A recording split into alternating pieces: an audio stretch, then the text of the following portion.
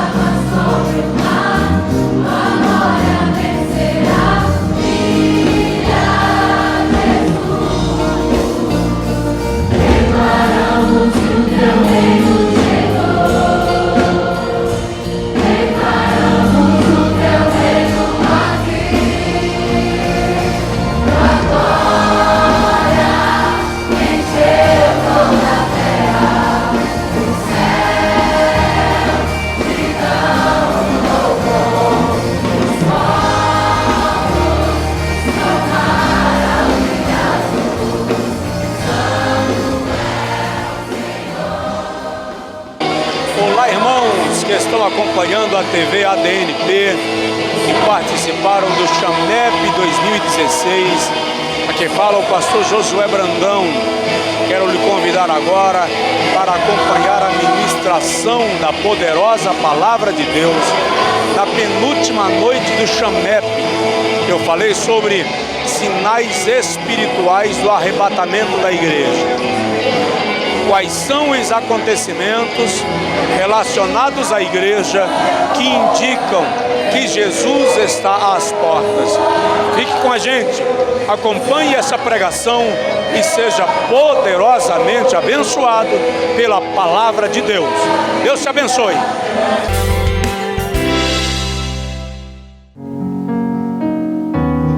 Quão grande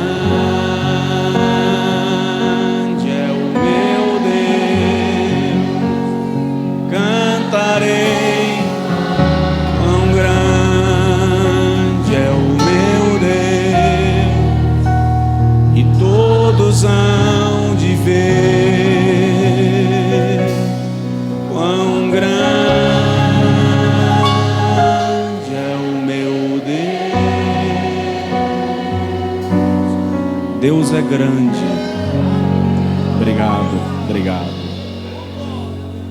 É o Deus que controla todas as coisas. Consiga imaginar Deus retendo a água da chuva nas nuvens. O avião atravessa as nuvens e você não vê água. E de repente Jeová diz assim: libera, e ela despeja sobre a terra. Consiga imaginar Deus olhando para a relva e dizendo: brota, e ela brota. Depois ele diz assim: murcha, e ela murcha. Ele diz lá em Jó: eu digo aos rios, venham, e eles saem das rochas. Depois eu lhes digo: parem, e eles congelam com o sopro da minha boca. Então presta atenção. Todas as vezes que alguém ousar querer lhe atrapalhar, a expressão é essa do refrão que nós cantamos agora: eu confiarei, eu confiarei, eu confiarei. E por que eu confiarei? Porque Ele é grande, porque fiel é o que prometeu, porque Deus nunca vai falhar com você. Dá um toque no seu vizinho bem de leve e diz para ele: pode confiar que Deus não falha. A hora é... Vamos todos juntos dizer o tema? Abra comigo a sua Bíblia, por favor, no Evangelho segundo Mateus, capítulo de número 24.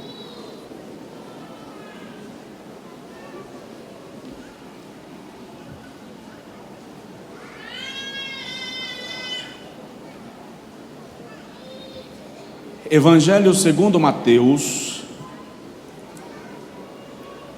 capítulo 24, versículo de número 11, até o versículo de número 14.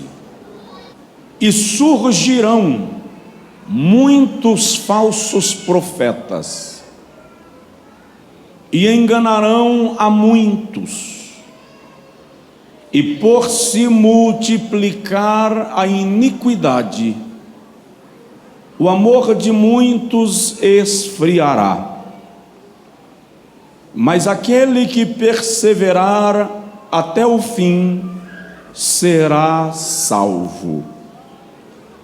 E este evangelho do reino será pregado em todo o mundo, em testemunho a todas as gentes, e então virá o fim. Quantos podem dizer amém? Amém. Coloque assim a sua mão no peito, por favor, e diga comigo: Senhor Jesus, fala comigo e muda a minha vida pelo poder da tua palavra. Amém. Queridos, eu gostaria de falar um pouco sobre sinais espirituais do arrebatamento da igreja. Poderíamos falar sobre sinais diversos da iminência da volta de Cristo, mas o tempo não nos favoreceria. E esta foi a palavra que o Espírito de Deus ministrou ao meu coração para lhes transmitir nesta noite. Deixa eu começar esclarecendo um versículo, porque outro dia eu estava falando do arrebatamento da igreja, lá na igreja onde eu sou pastor. E quando terminou o culto, uma irmã me procurou e disse: pastor, o senhor disse um dia destes que cerca de 2 bilhões de pessoas nunca ouviram falar de Jesus. Fato. Se o arrebatamento só vai acontecer depois que o evangelho for pregado a todo mundo, não está escrito isso? Ela disse: então Jesus vai demorar a voltar. Então eu vou esclarecer para você o que eu disse para ela. Primeiro, Jesus não diz que o arrebatamento só vai acontecer quando o mundo inteiro for evangelizado. Ele diz que quando esse evangelho do reino for pregado a todas as gentes, virá o fim. E a primeira coisa que você precisa entender é que o arrebatamento não é o fim. A segunda coisa que você precisa entender é que a igreja não prega o evangelho do reino. A igreja prega o evangelho da graça. O evangelho do reino será pregado durante o milênio, aí depois do milênio virá o fim. Só que o arrebatamento acontece antes do milênio, tá, queridão? Significa dizer que Jesus pode voltar antes do encerramento do Chamep 2016. Diz aí para o seu vizinho: Jesus pode voltar ainda hoje. Jesus pode voltar ainda hoje. E isso aqui é muito sério. O contexto de Mateus capítulo 24 é bastante interessante. Os judeus neste tempo de Mateus 24 estavam apaziguados, vamos dizer assim, com o reinado de Herodes. O povo de Israel odiava a dinastia herodiana, e eles eram de fato muito cruéis, muito ruins. Mas Herodes, para ganhar a simpatia dos judeus, reconstruiu o templo de Jerusalém. Não chegava a ser um templo tão suntuoso como o templo de Salomão, visto que o templo de Salomão fora construído à base de ouro e marfim.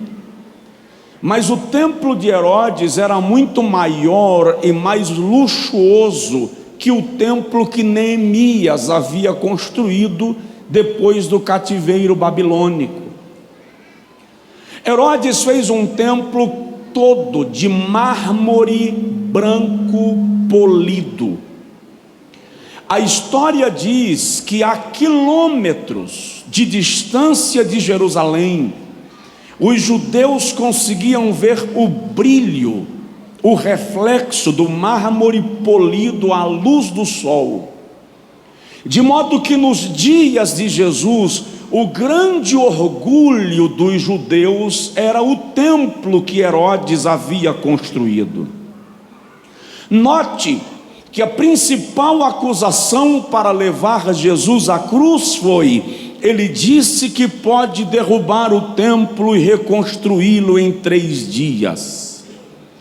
Então o templo era a massagem no ego dos judeus e a estratégia política bem-sucedida de Herodes.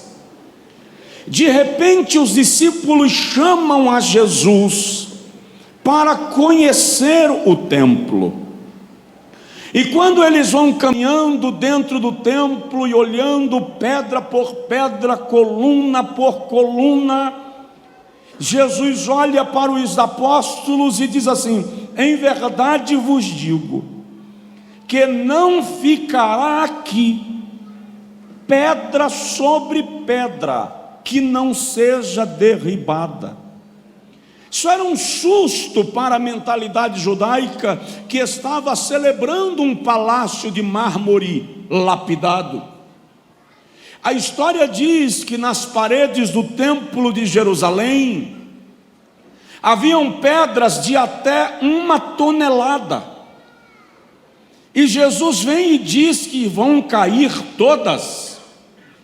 Quando saíram do templo, eles chamam Jesus à parte e dizem assim: mestre, dize-nos que sinais haverão da tua vinda e do fim do mundo. A palavra que o Senhor falou com a gente lá do templo desperta curiosidade e ansiedade. Aí Jesus diz assim: aquietai-vos, que ninguém vos engane. Então ele começa a dar para os apóstolos sinais que denotam o tempo da sua volta para arrebatar a sua igreja. Óbvio que Jesus fala ao longo deste capítulo de sinais morais. Jesus fala de sinais naturais. Ele fala de sinais sociais. Fala de sinais políticos, mas também fala de sinais espirituais. Eu vou me ater apenas aos sinais espirituais, lembrando aos irmãos que só existem 2 povos na terra com quem Deus trata direta e especificamente. Vou repetir: só existem 2 povos na terra com quem Deus trata direta e especificamente. O primeiro povo é Israel. Por quê?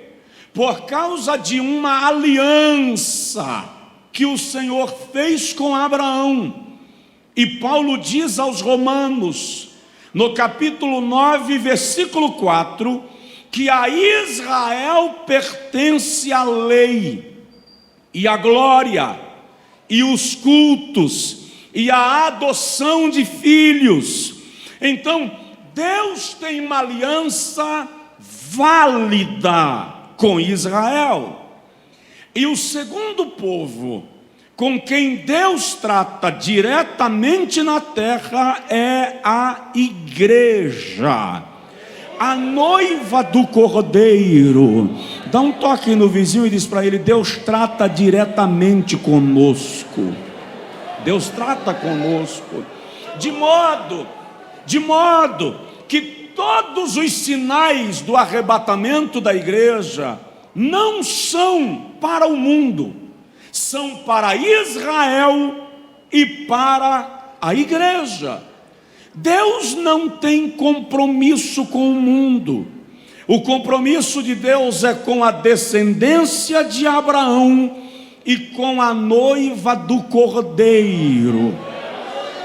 Pedro, escrevendo acerca disso, diz assim: vós sois a geração eleita, a nação santa, o sacerdócio real, o povo escolhido, para anunciar as maravilhas daquele que vos chamou das trevas para a sua maravilhosa luz.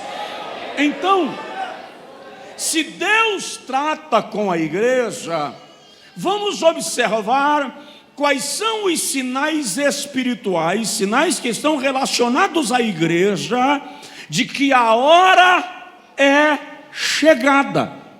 Como eu vou compreender, irmão Josué, que a hora é chegada?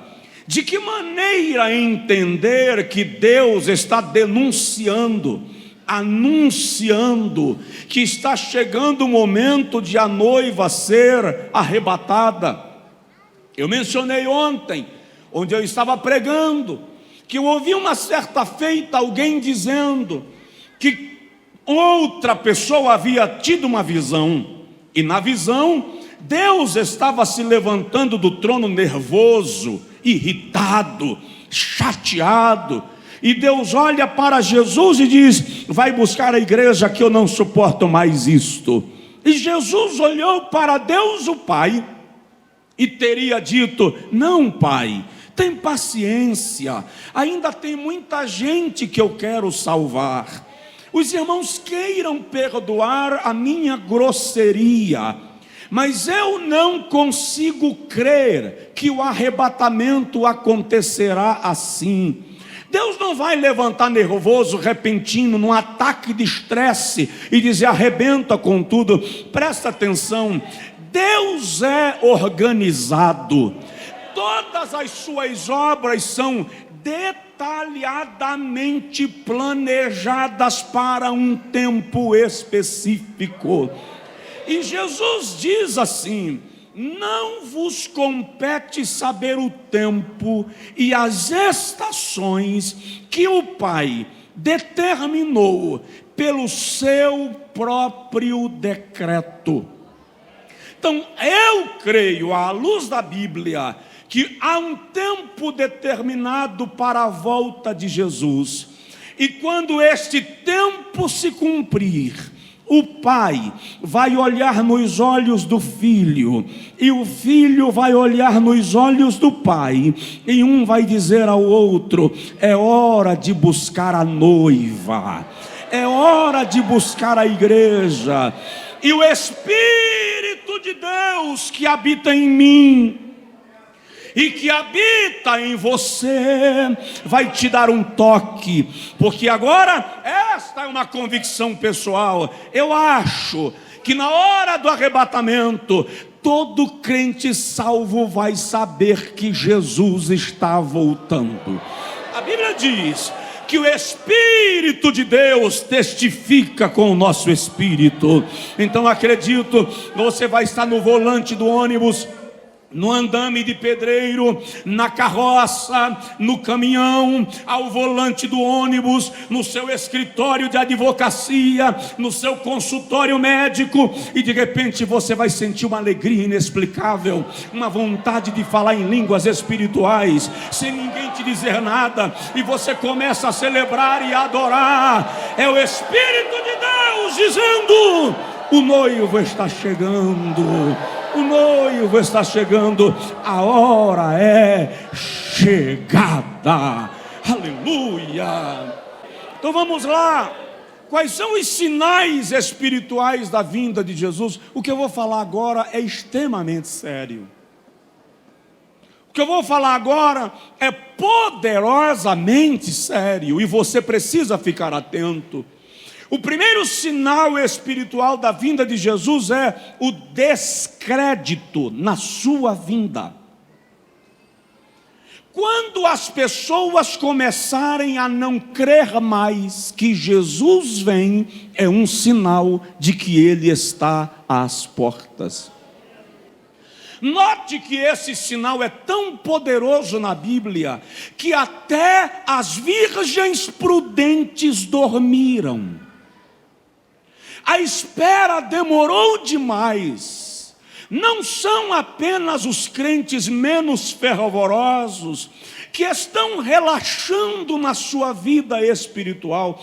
Os mais fervorosos também estão adormecendo na espera do noivo. Pedro diz na sua segunda epístola, capítulo 3, versículos 3 e 4 assim: nos últimos dias surgirão escarnecedores, dizendo: onde está a sua vinda?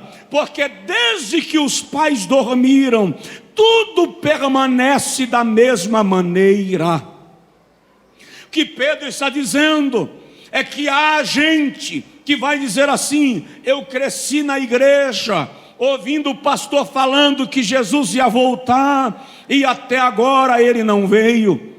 Já existe na teologia cristã uma linha de pensamento que anula a verdade do arrebatamento da igreja. Preste atenção, a Bíblia fala da segunda vinda de Jesus 8 vezes mais do que fala da primeira. São 2.137 referências diretas à segunda vinda de Jesus. Se a Bíblia fala da segunda vinda de Jesus 8 vezes mais do que fala da primeira, e a primeira se cumpriu, eu não tenho razão para crer que a segunda será um blefe. Ele vai voltar. Para você ter uma ideia da gravidade desses sinais, alguns dos nossos pregadores, que nós já convidamos para congressos nossos, não acreditam mais no arrebatamento da igreja. A igreja está se preparando para ficar na terra e não para ir no céu. Digo, a igreja visível, mas a igreja invisível, a noiva do Cordeiro, comprada com sangue de Jesus, não pretende ficar aqui, porque a nossa cidade está nos céus, de onde aguardamos o nosso Senhor e Salvador Cristo Jesus. Ele vai voltar. Jesus disse no Evangelho segundo João, capítulo 14, versículo 1 assim: não se turbe o vosso coração, crede em Deus, crede também em mim. Na casa de meu Pai há muitas moradas. Se não fosse assim, eu vou-lo teria dito: vou preparar-vos lugar, e quando eu for e vos preparar lugar, virei outra vez e vos levarei para mim mesmo, para que onde eu estiver, estejais vós também. Quando ele foi assunto aos céus, em Atos dos Apóstolos, capítulo 1, versículos 10 e 11, os discípulos estavam olhando atônitos. Aparecem dois anjos e diz assim: varões galileus, por que estáis atônitos olhando para o céu? Este Jesus, que agora foi recebido nas alturas, assim como foi, um dia voltará. É interessante, deixa eu te lembrar de dois versículos no Antigo Testamento, por que não três, que declaram a vinda de Jesus. Jó, capítulo 19, versículo 25, Jó diz assim: eu sei que o meu Redentor vive, e um dia ele se levantará sobre a terra. Ali, Jó não está falando de Jesus saindo da sepultura, como eu acreditei até ontem. Jó está falando de Jesus em pé sobre o globo da terra, reinando sobre o universo. Aleluia! Dá para dar um glória a Deus aí, queridão? Jesus reina sobre o globo da terra, ele reina sobre o universo. Eu vou lhe dar um versículo mais, que coisa linda. Salmo de número 24, composição de um extraordinário louvor, Delino. O salmista, no Salmo 24, 7, 8, 9 e 10, traz uma profecia que vai se cumprir em duas etapas. O versículo 7 e 8 já se cumpriu, e o versículo 9 e 10 ainda vai se cumprir. Quando Jesus morreu e ele foi sepultado, na manhã da ressurreição, quando o anjo empurra a pedra do sepulcro e Jesus levanta, um coral lá na glória começa a cantar dizendo: levantai, ó portas, as vossas cabeças, levantai-vos, ó entradas eternas, e entrará o Rei da Glória. Aí algumas vozes do coral perguntam: quem é este Rei da Glória? As primeiras vozes respondem: o Senhor, poderoso na batalha. Ele é o Rei da Glória. Essa parte já se cumpriu, mas ainda vai se cumprir o versículo 9 e 10, quando a igreja for arrebatada e Jesus chegar nos portais da eternidade com a igreja. Diga comigo: eu estarei lá. Diz para o teu vizinho: quero te ver lá. Quando Jesus chegar com a igreja nas mansões celestiais, eu e você, quando nós pisarmos nas portas do céu, os anjos vão cantar e vão dizer: levantai, ó portas, as vossas cabeças, levantai-vos, ó entradas eternas, para que entre o Rei da Glória. Aí alguém vai perguntar: quem é este Rei da Glória? O coral vai responder: o Senhor dos Exércitos. Ele é o Rei da Glória. Aleluia! Jesus vem. Ainda que alguns duvidem da sua vinda, ele vem. Ele virá buscar a sua noiva escolhida. Aliás, deixa eu te falar um negócio que vai servir para a tua vida cristã diária. Quando, nos dias de Jesus, quando um rapaz ficava noivo de uma moça, presta atenção nisso, ele dava a ela uma medalha, e na medalha ele mandava gravar a frase: consagrada a mim. Não era como hoje, que o rapaz vai na casa da namorada todo dia.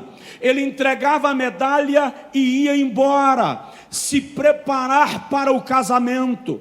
No período do noivado, quando o rapaz queria ter notícia da noiva, ele não poderia vir visitá-la.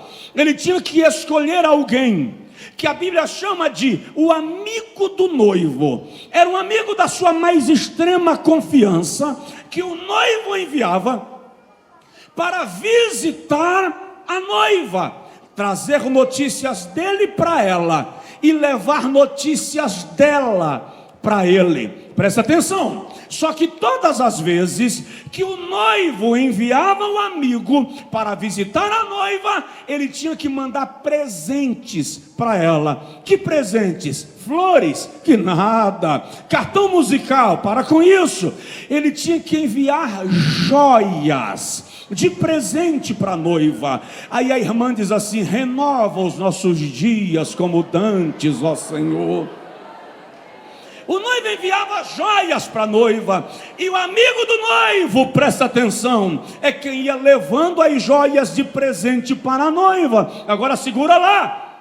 A família da noiva, a noiva, todas as vezes que o amigo do noivo vinha visitá-la, preparava um banquete para receber o amigo do noivo, porque se o amigo do noivo estava na mesa, significava que o noivo estava na mesa. Agora presta atenção: quem é o noivo que deu uma medalha para uma noiva e foi embora preparar a casa? Quem é o noivo? Jesus. Quem é a noiva que ficou aqui esperando o noivo voltar? A igreja. Quem é o amigo que o noivo mandou para cuidar da noiva? O Espírito Santo. Qual é o presente que o noivo mandou para a noiva?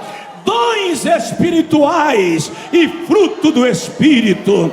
E qual é o banquete que a noiva oferece para o amigo do noivo? A Santa Ceia. Todas as vezes que você participa da ceia, você está dizendo ao noivo: eu continuo aguardando a tua vinda.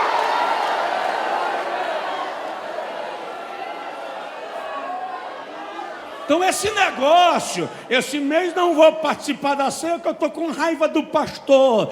Isso aí é muito sério. A Santa Ceia é o sinal de que o compromisso permanece de pé da noiva para com o noivo. Quem pode dar glória, quem pode levantar a mão, quem pode aplaudir, quem pode falar em línguas, quem pode saltar, faça, porque ele vem. Jesus vem. Primeiro sinal espiritual da sua vinda é o descrédito na sua volta. Vamos lá. Qual é o segundo sinal espiritual da vinda de Jesus? Vai estreitar um pouquinho o corredor. Multiplicação da iniquidade.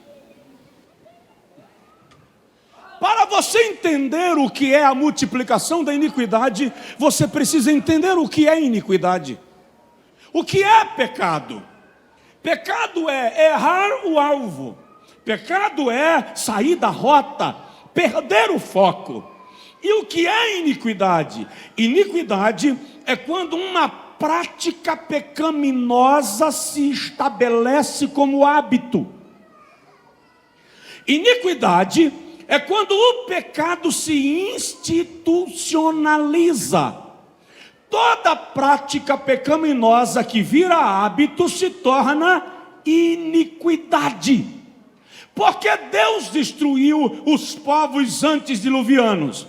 Porque a sua iniquidade chegou até mim. Está lá em Gênesis 6.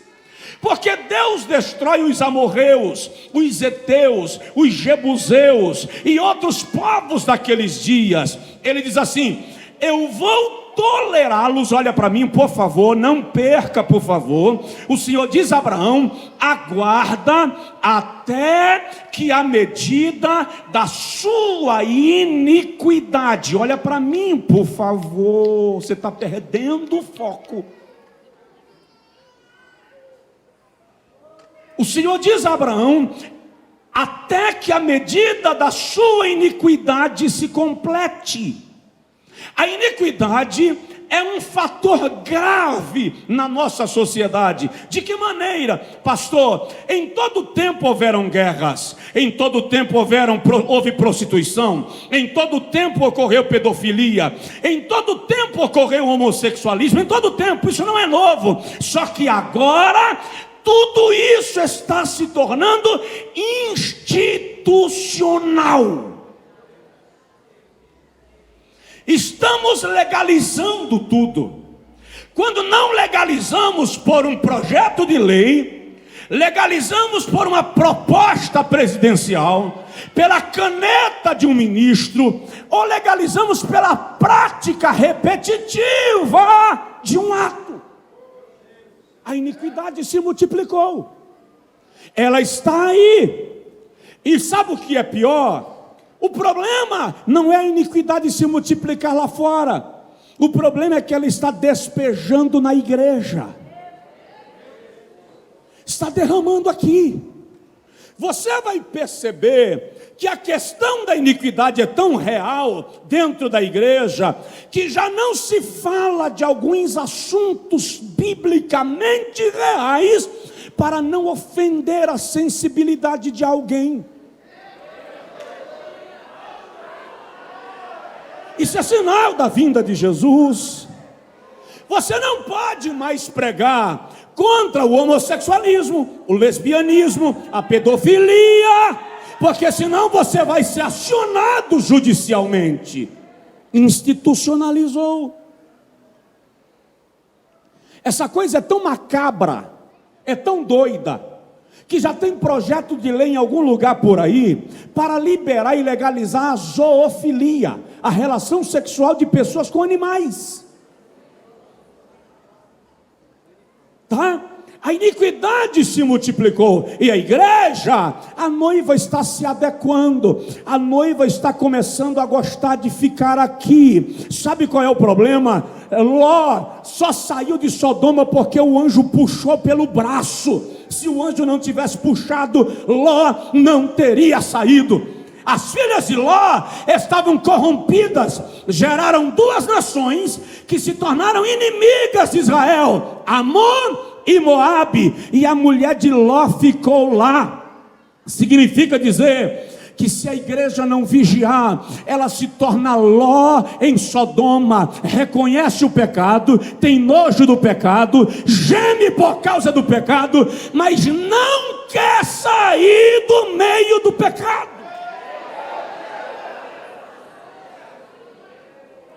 A Bíblia não diz que Ló pecava os pecados de Sodoma.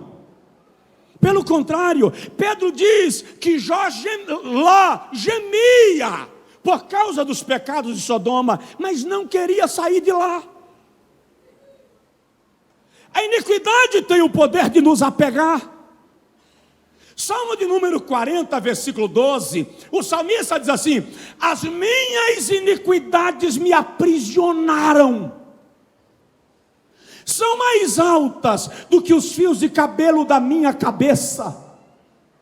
É tão grave esse negócio, que a Bíblia diz no Salmo 90, versículo 8, que o Senhor tomou todas as nossas iniquidades e colocou diante dos seus olhos. Ou seja, Deus não ignora a iniquidade. Ele está atento.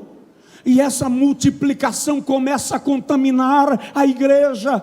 Vou lhe dizer como. Nós temos casos de igrejas nos Estados Unidos, por exemplo, que o momento de louvor é mesclado entre adoração e músicas seculares, românticas.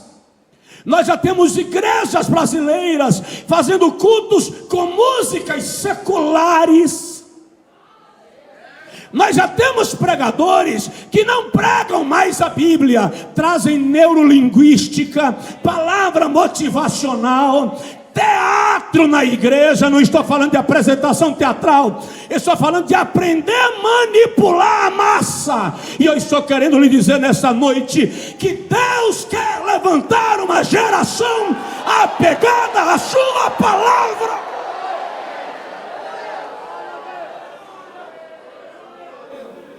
Não estou dizendo que a igreja não pode ter teatro, estou dizendo que o pregador não pode ser ator. Isso é multiplicação da iniquidade. E isso é um sinal claro da vinda de Jesus. E por se multiplicar a iniquidade, o amor de muitos esfriará. Vamos mais um pouquinho. Eu preciso terminar. Primeiro sinal espiritual da vinda de Jesus, o descrédito na sua vinda. O segundo sinal espiritual da vinda de Jesus, multiplicação da iniquidade. Terceiro sinal espiritual da vinda de Jesus, esse aqui pega a gente com força e pendura de cabeça para baixo: esfriamento do amor fraternal. Esse pega, dá licença, esse pega a gente da ponta do púlpito à porta e coloca tudo pendurado de cabeça para baixo. Por quê? Porque o amor fraternal é uma escassez no nosso tempo. Porque nós não praticamos mais o amor como a Bíblia sugere. Porque o fato de um irmão desviar não me incomoda mais.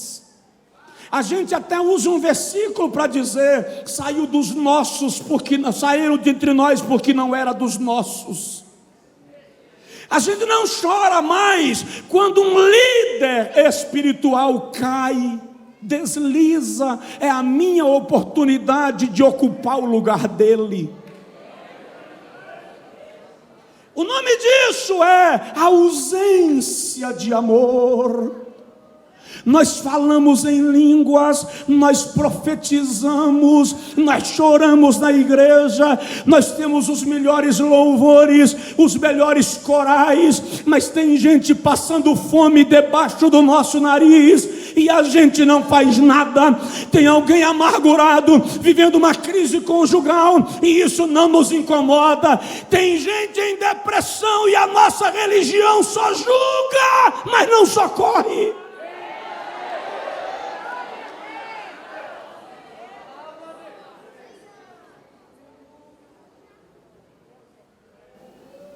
Esfriamento do amor. Eu estava no Rio de Janeiro esses dias, fui pregar num evento do Parafusando e fiquei hospedado num hotel que fica no 3º andar do aeroporto do Galeão. Um amigo me pegou para jantar, cantor Marco Aurélio. Quando eu voltei da janta, 11h30 da noite, eu ia subindo a escada rolante e alguém gritou meu nome: Josué. Quando eu virei, um pregador da Bahia estava deitado no piso de granito do aeroporto. Eu fiz sentido contrário na escada rolante e desci. Comecei a conversar com ele e perguntei: você viaja que horas? E ele me disse: eu ia viajar às 10. Perdi o voo. Só tem avião agora, voo para Bahia, amanhã às 8 da manhã. E eu perguntei para ele: você vai fazer o quê? Vai dormir aqui? Ele disse: eu vou dormir aqui mesmo, a bolsa serve de travesseiro e tal, e eu hospedado no hotel acima. E eu perguntei para mim: como é que eu vou dormir e deixar esse cara deitado no chão do aeroporto? Eu já dormi em chão de rodoviária, em chão de aeroporto, tá? Então só quem já passou pelo vale sabe o quanto ele é estreito. Aí eu falei com ele assim: tem um hotel aqui em cima, você não quer tentar ver se tem vaga? Ele disse: eu já fui lá, mas o bolso não dá para pagar, eu estou na prova, prefiro ficar aqui. Eu disse: mas tem um hotel aqui a 1 quilômetro do aeroporto. Eu já liguei lá também, mas está acima da minha capacidade, mas fica frio, eu vou dormir aqui mesmo e tal, amanhã 8 horas, a noite passa rápido. Eu peguei a mala dele e disse: vamos subir, você vai hospedar aqui comigo. E eu cheguei lá para fazer a reserva. Como eu já estava hospedado, o hotel me deu 50% de desconto na hospedagem dele. Paguei a hospedagem, levei ele para o quarto, levei a mala dele para o quarto. Dorme. E falei com ele: e não me acorda quando você for sair, porque você sai cedo. Se você me acordar, eu te dou uns tapas aqui no corredor do hotel. Vai embora sem me acordar. Quando eu cheguei na recepção do hotel, tinha uma carta de 2 folhas, frente e verso, escrita à mão, dizendo: eu te agradeço, porque você não me deixou dormir no piso de um aeroporto. Querido, coisas pequenas para você pode ser um sinal de Deus na vida de alguém.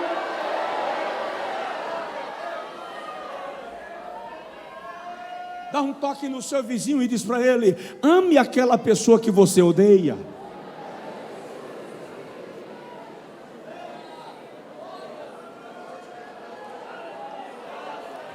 Mais poderosa que a nossa pregação é o nosso amor. O Espírito de Deus diz para mim agora, dá licença, o Espírito de Deus diz para mim agora que Ele quer operar reconciliação aqui nesta noite, que Ele quer operar mudança de feição aqui nesta noite. O Espírito de Deus me diz: pastor Luiz Carlos, esta igreja vai crescer extraordinariamente. Abre parede para a direita, para a esquerda, para trás se tiver. Quando vocês romperem qualquer barreira emocional, digo da parte de Deus e receba, haverá um grande avivamento na Ceilândia Sul, a partir do amor fraternal. Aleluia! Jesus vem. Mas é bonito, a gente prega tudo e pratica quase nada. O amor não. Veja o que Jesus diz. Levante sua Bíblia comigo, por favor. Deixa eu ver o tamanho da sua Bíblia. Deixa eu ver se a sua Bíblia é do tamanho da minha. Tem umas maiores, tem umas bem menores. Pode descer a sua Bíblia. Jesus diz assim, João 13:35: o mundo saberá que sois meus discípulos, não por causa do tamanho da Bíblia que vocês carregam. O mundo saberá que sois meus discípulos, não por causa do modelo da roupa que você veste. O mundo saberá que sois meus discípulos, não pelo corte do seu cabelo. O mundo saberá que sois meus discípulos quando vos amardes uns aos outros.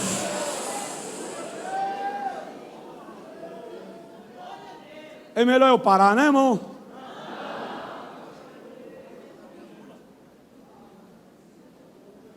Mahatma Gandhi, um dos grandes líderes do hinduísmo no mundo, o maior difusor da doutrina hinduísta.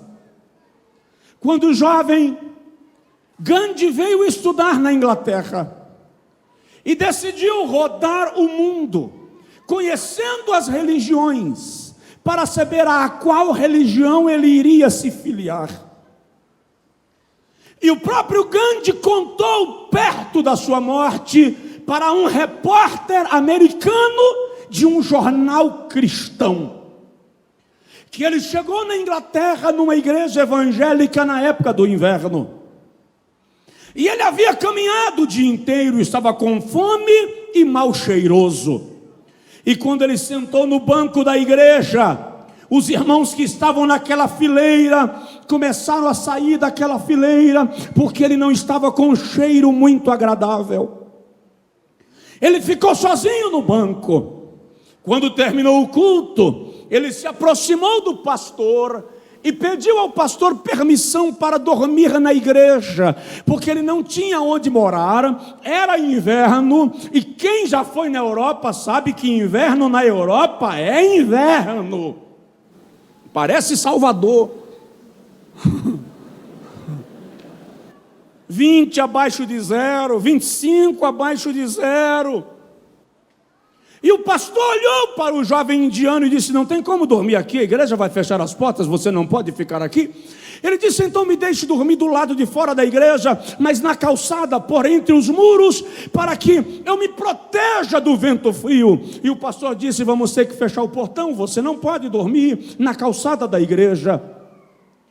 E o jovem Gandhi pediu então: me arrume um lençol, um cobertor, para que eu consiga me aquecer e diminuir o frio lá fora. E o pastor já pedindo para ele sair, que precisava fechar a igreja. Não tem cobertor aqui, isso aqui é uma igreja, não é um hotel. Vai saindo que eu tenho que fechar. E o jovem Gandhi fez o último apelo: eu tenho 3 dias sem comer, me consiga um pedaço de pão para que eu me alimente. E o pastor disse: sinto muito, aqui não tem pão. E foi embora. O velho Gandhi, o jovem Gandhi, terminou seus estudos, voltou para a Índia, alinhou-se ao time do hinduísmo, tornou-se seu grande propagador. Hoje o hinduísmo tem mais de 1 bilhão de pessoas que o confessam. E quando o jornalista americano cristão perguntou ao jovem Gandhi: o que você pensa sobre Cristo? Gandhi respondeu: no Cristo de vocês eu creio, eu não creio é no cristianismo que vocês pregam. Por quê? Por causa de um pedaço de pão. Dá um toque de leve no seu vizinho e diz para ele: ame.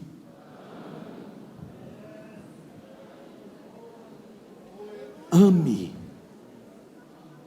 Apenas ame. Fui pregar no fim do Pará, no meio da floresta amazônica. Tomei um voo até Belém. De Belém um voo para Itaituba. De Itaituba um voo para o Crepurizão, lá no meio do garimpo da Serra Pelada. Quando eu entrei no avião, eu disse ao pastor que estava comigo: aqui é a mão do sangue de Jesus em cima e a mão embaixo. Ele perguntou por quê? Eu disse: para não cair esse troço. Quando eu perguntei ao piloto: não tem acidente de avião aqui todo dia não, meu amigo? Ele disse: não, senhor, já faz um bom tempo que não cai nenhum. Eu perguntei: quanto tempo, mais ou menos? Ele disse: umas 3 semanas. Sério? Quando esse negócio pousou lá, só a graça. E eu conheci um missionário no Crepurizão. Ele trabalha no meio da mata. Para você ter uma ideia, até ele chegar no Crepurizão, ele viajou 4 horas a pé e 10 horas de barco. E ele me disse que foi evangelizar a aldeia. E ele foi evangelizar o bruxo da aldeia, um bruxo conhecidíssimo na região. E ele disse: pastor, políticos de Brasília pousam jatos no meio da floresta para consultar aquele bruxo. E o bruxo estava leproso, fedido e mal cheiroso. Quando ele entrou para evangelizar o bruxo, ele disse: eu saí da casa com ânsia de vômito e deixei os irmãos conversando com ele. Quando eu estava lá fora tomando fôlego, tentando controlar o organismo, o Senhor falou comigo e disse assim: volta lá e dá um abraço nele. Ele disse que falou assim: mas não vou mesmo. E o Senhor disse para ele: você não o ama? Você é o meu instrumento de amor. Volte lá e dê um abraço nele. Ele disse que voltou e ficou em pé na porta, olhando de longe e tentando imaginar o abraço, e ele vomitando o bruxo inteiro. E ele disse: Jesus, eu não vou abraçar o cara, o senhor sabe que meu estômago não dá conta. E o Senhor falou: abraça ele. E ele chegou quando os irmãos estavam orando pelo homem, e o homem falou assim: se o Deus de vocês existe, ele pode me curar, porque os meus guias não podem fazer nada por mim. Ele chegou perto do camarada e fez assim: posso lhe dar um abraço? Ele disse que respirou fundo para não precisar sentir o cheiro, e abraçou o camarada, e o camarada atracou com ele. Ele sentiu a secreção purulenta grudando na roupa, no pescoço. E quando ele soltou o bruxo, ele saiu. Deus abençoe. Foi para casa. Chegou em casa, arrancou a roupa, mandou a mulher jogar fora. Ficou 3, 4 dias sem conseguir comer. Uma semana depois, ele disse que estava em pé na porta de casa. E de repente passou um homem com um balde de água na cabeça. E o homem, quando olhou para ele, jogou o balde no chão. E partiu para cima dele e começou a abraçar ele e beijar. E caiu de joelhos aos pés dele. E disse: eu quero ir para a sua igreja. E ele olhando para o homem sem reconhecer. E o homem disse: você não me reconhece? Eu sou bruxo fulano de tal. Você me abraçou a semana passada. Quando você saiu, eu fui tomar banho. E quando a água bateu no meu corpo, as minhas feridas saíram na água. Eu estou curado. Eu estou curado.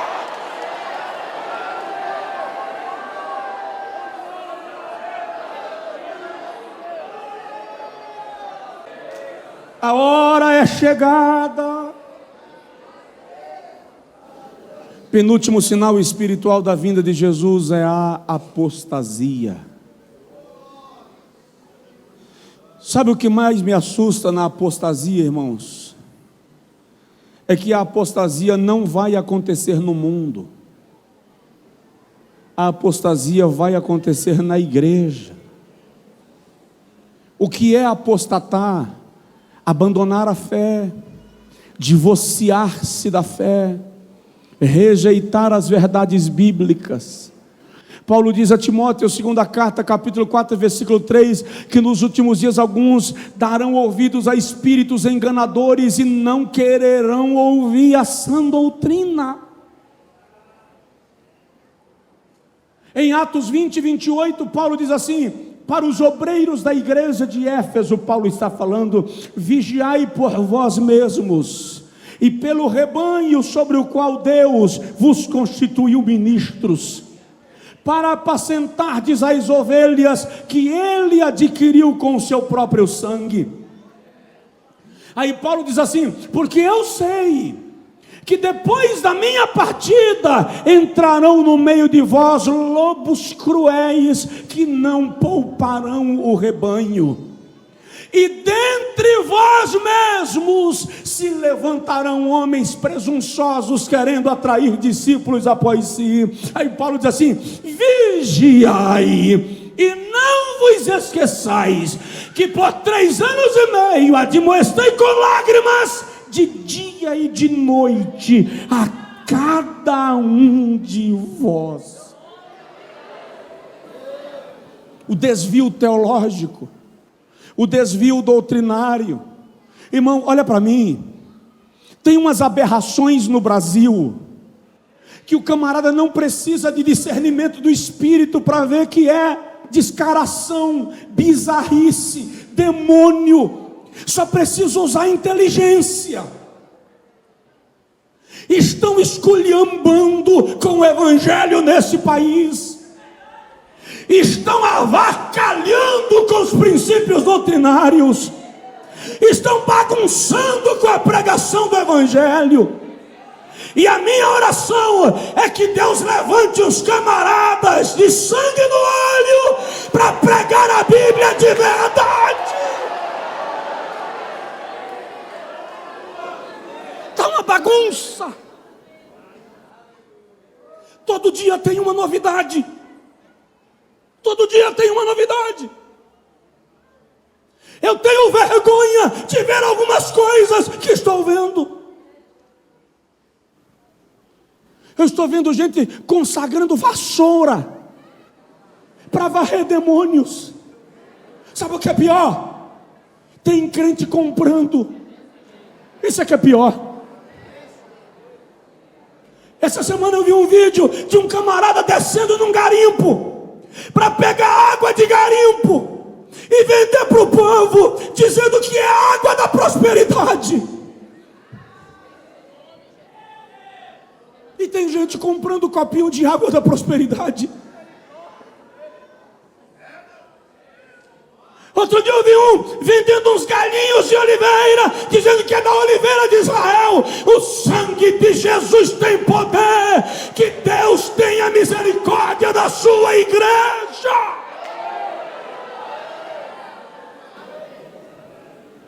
Tá feio isso. Tá feio isso.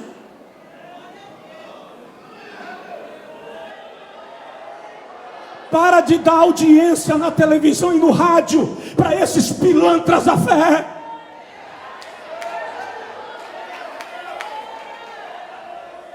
Pastor rala dia e noite para trazer no culto de doutrina uma palavra saudável, e um doente desse vai na televisão e engana você.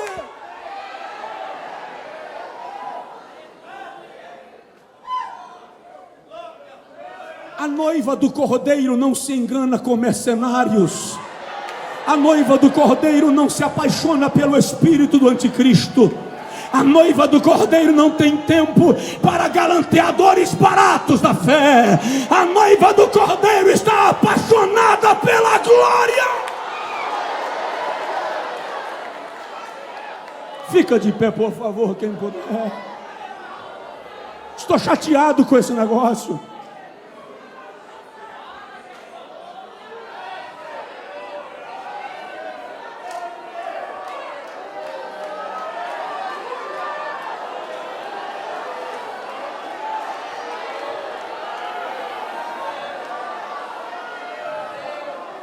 Normalmente eu sou um pregador bem comedido. Normalmente eu sou um pregador bem controlado. Mas esse negócio está abusado. E quer saber? Os sérios vão sendo embolados e enrolados com essas figuras. A igreja tem que reagir e rejeitar esse tipo de banalização da fé. Eu estive há 3, 4 meses atrás com o presidente de missões da Convenção Norte-Americana das Assembleias de Deus, no estado de New Jersey. E aquele pastor me disse o seguinte: pastor Josué, nos Estados Unidos, quando o evangelho se popularizou, ele também banalizou. E ele disse: tomem cuidado, porque no Brasil está acontecendo a mesma coisa. A gente confunde presença na mídia, presença na política, presença na economia do país com o poder de Deus. E daqui a pouco nós estamos vendendo a nossa fé e os nossos valores em troca dessas posições. Porque quando você chega lá, você não quer sair mais. A noiva do Cordeiro não pode usar uma aliança na mão direita e uma aliança na mão esquerda. Ela não é noiva de Jesus e namorada do mundo, ela é a noiva do Cordeiro. Eu quero que você receba a palavra que eu vou te dizer agora. O último sinal que eu quero falar da vinda de Jesus é derramamento do Espírito Santo. Haverá um derramamento extraordinário do Espírito Santo sobre a igreja nesse tempo. Haverá um derramamento extraordinário da glória de Deus nesse tempo. Eu disse ontem à noite uma palavra profética no congresso que eu preguei e vou repetir aqui. Deus vai acabar com esses impérios de milagres que se levantaram no Brasil. Como é que Deus vai acabar? Vai parar esse negócio de ministério de milagres. Ele vai distribuir milagres para a igreja. Você vai ser usado com milagres onde você estiver. Ninguém vai sair de casa para ir buscar milagre na esquina. O Espírito de Deus vai dar dom de milagre para o teu marido, para a tua mulher, para o teu filho, para a tua criança. Eu declaro nesta noite unção de milagres liberada neste lugar, aqui dentro, lá fora. Receba em nome de Jesus. Levante assim a sua mão e diga: eu recebo. Eu recebo, Espírito de Deus, a tua palavra foi liberada e eu peço agora, distribui uma chuva da tua plenitude sobre esse auditório. Distribui uma chuva de plenitude aqui dentro e lá na tenda, Espírito de Deus. Eu quero que depois alguém ouvindo esse DVD receba o toque da renovação espiritual. Espírito de Deus, enche-nos da glória. E eu quero te pedir, começa a liberar milagres aqui em cima, começa a liberar unção aqui em cima, Espírito de Deus, sobre esse coral Chamep, sobre o coral Chamep. Eu peço agora, Senhor, variedades de línguas. Quero jovens pulando na tua presença, recebendo a virtude do Espírito Santo no meio dessa multidão. Começa a distribuir agora, Espírito de Deus. Começa a distribuir agora, Espírito de Deus. Lá na tenda, começa a distribuir, Espírito de Deus. Levante assim a sua mão comigo, por favor. Assim, e ó Senhor, Ezequiel 10:2, a Bíblia diz: enche as tuas mãos de brasas acesas.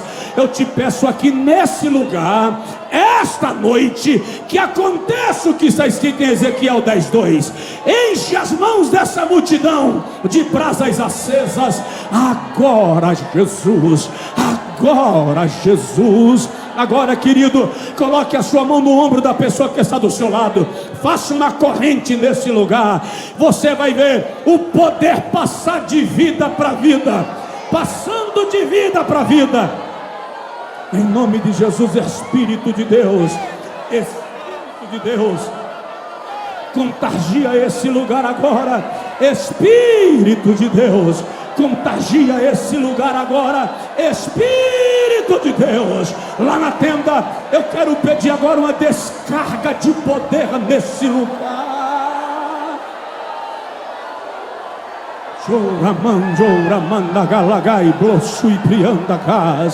Eu vou contar até 3 e eu quero ver crentes sendo arrebatados aqui no poder de Deus essa noite.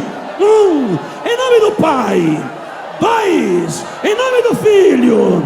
3, em nome do Espírito Santo.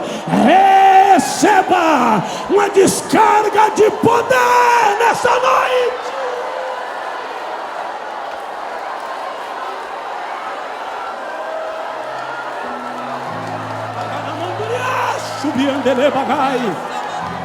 Se você quiser soltar o irmão do seu lado, pode soltar. E agora flui no poder, flui no poder, flui no poder. Eu quero descer.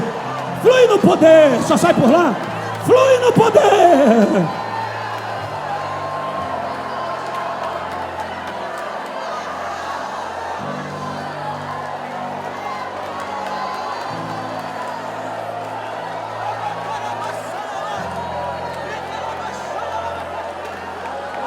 Glória de Deus, flua na glória de Deus. Levante a sua mão e adore, celebre. Espírito Santo, rege agora um coral de línguas estranhas desse lugar.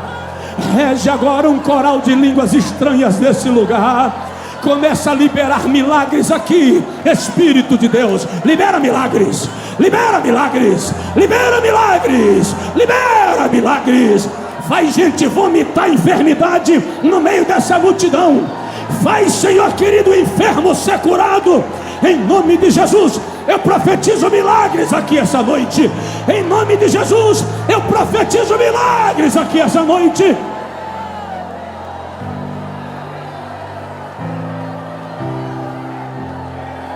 Nagai louvar, sobre Nagai. Aleluia. Olha só, quando a igreja está numa esfera de milagres, o milagre vem até ela. O milagre vem. 2 jovens vieram aqui agora à noite. Estão aqui porque a mãe delas está internada em estado grave no hospital aqui perto. Elas entraram na igreja para pedir oração. A oportunidade do milagre acontece. Comece a clamar agora. Comece a clamar agora. Comece a clamar agora. Deus da onipresença, vai nesse hospital, no leito onde essa mulher está. Tu és o Deus que reverte quadro. Tu és o Deus que surpreende. Nós queremos Deus, eu não suporto pouco, eu quero mais. Eu quero poder nesse lugar, de maneira que crente salte de vitória. Gera milagre na vida dessas moças agora, Senhor. Gera milagre na vida da mãe delas.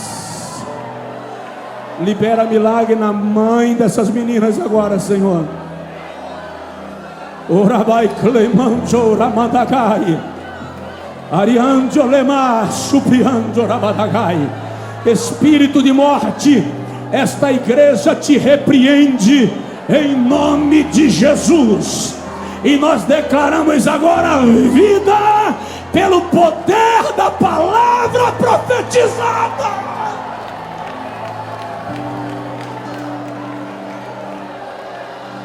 Quem está sentindo o poder da glória a Deus? Quem está sentindo o poder, glorifique a Deus. Celebre, celebre, celebre, celebre. O Espírito me diz que há uma descarga de glória que ainda não foi liberada, e Ele vai liberar sobre esse lugar.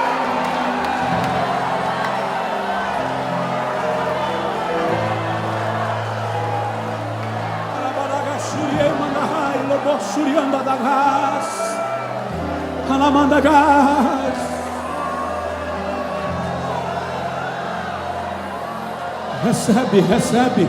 Ministra sobre a pessoa do seu lado. Ministre sobre a pessoa do seu lado. Ministre sobre a pessoa do seu lado. Jeová, nós declaramos uma palavra diferente da palavra que essas moças ouviram. Nós declaramos uma palavra de vitória. Deus, o coral se aproxima, vai cantar, o vocal se aproxima. Haverá uma descarga de glória nesse lugar. Haverá uma descarga de glória nesse lugar. Haverá uma descarga de glória nesse lugar. Recebe, recebe, recebe, recebe, em nome de Jesus, recebe.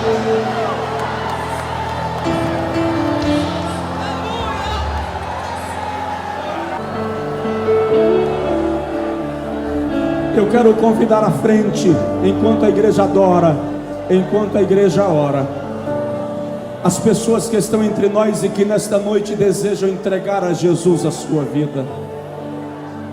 Você que está afastado da igreja, aqui já vem as duas primeiras pessoas. Deus abençoe vocês.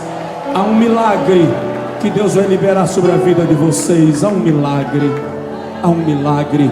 Venha a Jesus agora. Você já fez parte do Chamep e se afastou da igreja. Essa é a sua hora de se reconciliar com Deus. Eu estou lhe aguardando, eu estou lhe aguardando. Onde está a terceira pessoa? Você vai me ajudar, irmão. Você vai me ajudar, irmão, irmã, por favor. Venha com esta pessoa à frente. Quando você chegar aqui com ela, você vai dar apoio a ela. Quando sair do seu lugar, acena assim com a mão, me avisando que está vindo, por gentileza. Aqui já temos duas pessoas e a terceira está vindo ali. Eu quero que a igreja dê glória a Deus ou aplauda ao Senhor, não sei. Você não pode ficar quieto. Jesus está salvando.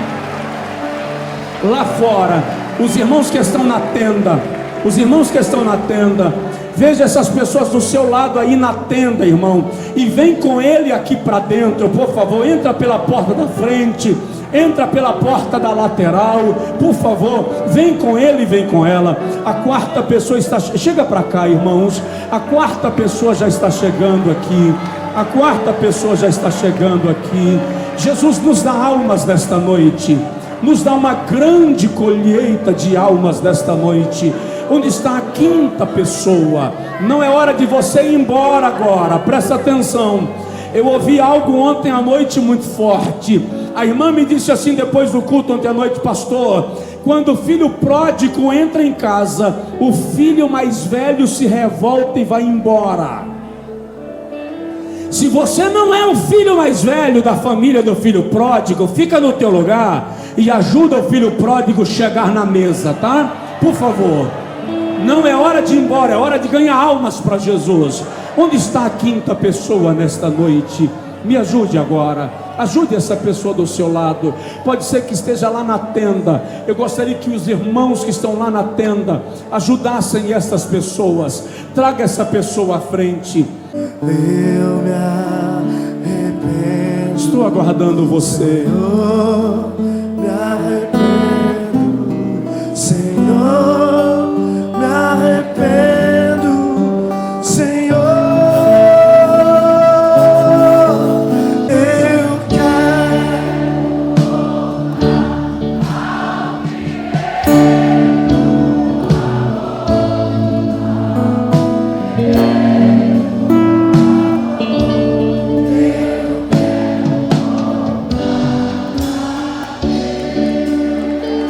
Deus te abençoe. Aqui chega a 14ª preciosa vida para Deus. E a 15ª, onde está? Dá um passo, levanta uma das mãos. Deus não vai desistir de você. Que Deus me tenha trazido aqui hoje à noite só por tua causa. Aqui vem a 15ª pessoa lá da tenda. Aleluia. Dá um brado de glória a Deus. Nós temos 15 pessoas para Jesus. Quem aceita dar 15 brados de glória a Deus, levante a mão. Então eu conto e você grita: 1, 2, 3, 4, 5, 6, 7, 8, 9, 10, 11, 12, 13, 14, 15, 16. Eu quero voltar ao primeiro. Dê um grito, dê um pulo, aplauda o Senhor. Primeiro amor, eu quero voltar. 17 pessoas se entregando a Jesus, vindo lá na tenda, os últimos. Se a igreja aceita glorificar a Deus, dê um brado de glória e adoração em celebração. TV ADNP, um canal de bênção para você.